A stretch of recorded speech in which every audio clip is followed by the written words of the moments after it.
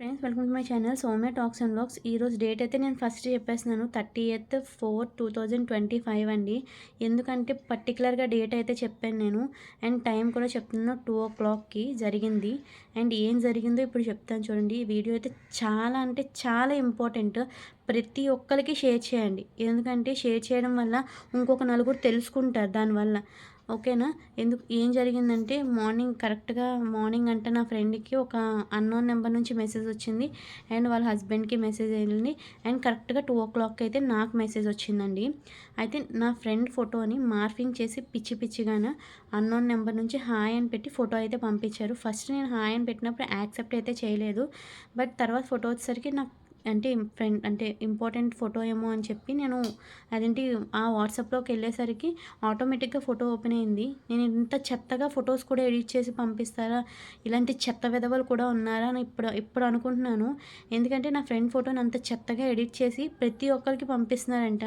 And తర్వాత వచ్చి వాళ్ళ హస్బెండ్‌కి పంపించారంట. తనకి పెళ్లి ఇంకా 2 మంత్స్‌లో పెళ్ళవుద్ది. సో, ఆ అమ్మాయిని ఎవరో నేను చెప్పను. బట్ నా ఫ్రెండ్, నా బెస్ట్ ఫ్రెండ్. అండ్ తర్వాత వచ్చి తనకి 2 మంత్స్‌లో మ్యారేజ్. కానీ వాళ్ళ హస్బెండ్‌కి కూడా పంపించారు. చాలామందైతే మిస్‌అండర్‌స్టాండింగ్ చేసుకుంటారు అలాంటి ఫోటోస్‌ని చూసి. బట్ తన హస్బెండ్ ఇంకా గ్రేట్. తను అర్థం చేసుకున్నాడు. ఇలాంటివన్నీ స్పామ్, నువ్వేం భయపడొద్దు. నువ్వు ఎళ్లి కంప్లెయింట్ చెయ్యి ఫస్ట్ అని చెప్పి తను వెంటనే ఫస్ట్ కంప్లెయింట్ అయితే చేపించారంట. అండ్ ఈ విషయం ఎందుకంటే ఎంత ఇంపార్టెంట్‌గా చెప్తున్నాను నేను.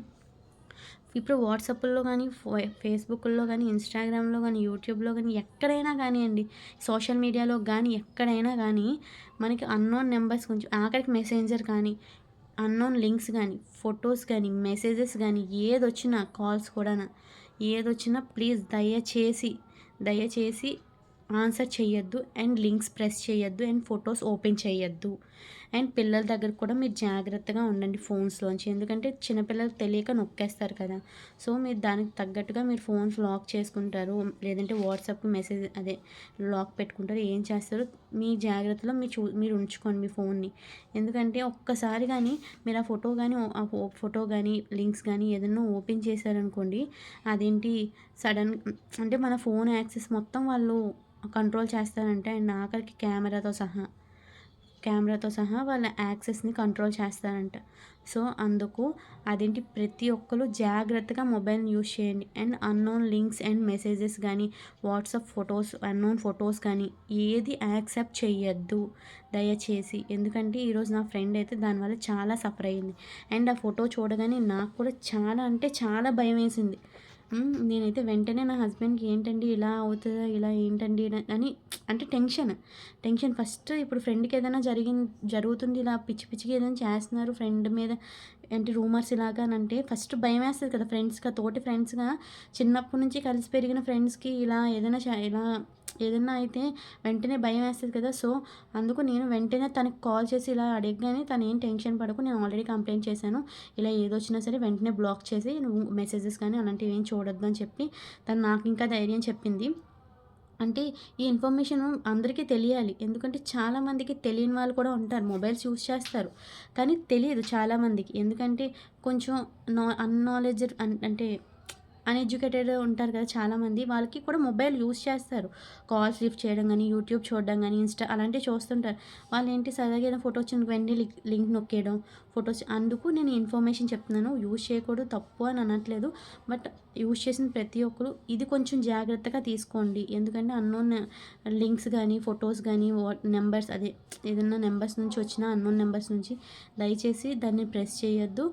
దాన్ని ఓపెన్ కూడా చేసి చూడొద్దు. ఎందుకంటే తర్వాత మన ఫోన్ యాక్సెస్ అంతా వాళ్ళు కంట్రోల్ చేయడం మనకి నచ్చదు కదా! సో, అందుకు మీరు జాగ్రత్త పడండి మీ ఫోన్స్ ద్వారా మీరు. ఎందుకంటే ఈ జనరేషన్‌లో ఫోన్ లేకుండా మనం ఎక్కడికి ముందుకెళ్ళలేం. ఎందుకంటే బయటికెళ్ళినప్పుడు ఫోన్‌పేలు గానీ, ఏదైనా గానీ మొబైల్ ఉండాల్సిందే కదా! సో, అందుకు ఈ ఇన్ఫర్మేషన్ ప్రతి ఒక్కళ్ళకి షేర్ చేయండి. జాగ్రత్త పడమని మీరు ఈ ఇన్ఫర్మేషన్ షేర్ చేయండి. ప్లస్ మీరు నోట్‌తో కూడా వాళ్ళకి చెప్పండి. ఇప్పుడు ఎవరైనా చదువుకోలేని వాళ్ళు ఉంటే మీరు వాళ్ళకి చెప్పారు అంటే వాళ్ళకి ఇంకా బాగా అర్థమవుతది కదా! సో, అందుకు ఈ మెసేజ్ ఇన్ఫర్మేషన్ రెండు మీరు చెప్పి వాళ్ళకి ఈ వీడియోని కూడా షేర్ చేయండి ప్లీజ్ దయచేసి. ఇలాంటి వాటికి కొంచెం దూరంగా ఉండండి, ఎందుకంటే మనం రిస్క్లో పడకూడదు కదా.